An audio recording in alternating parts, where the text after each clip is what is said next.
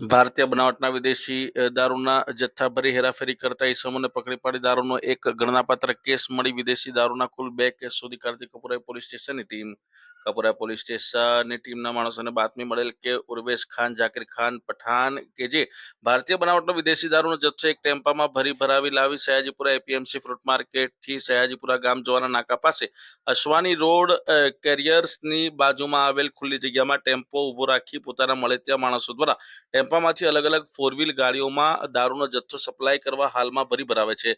જે બાતમી મુજબ સ્થળ પર જઈ રેડ કરતા પોલીસ દ્વારા જગદીશસિંહ ચૌહાણ, મોહિન રિઝવાન પઠાણ, મીત કુમાર પટેલ આ 3 ઇસમોને ઝડપી પાડવામાં આવ્યા હતા।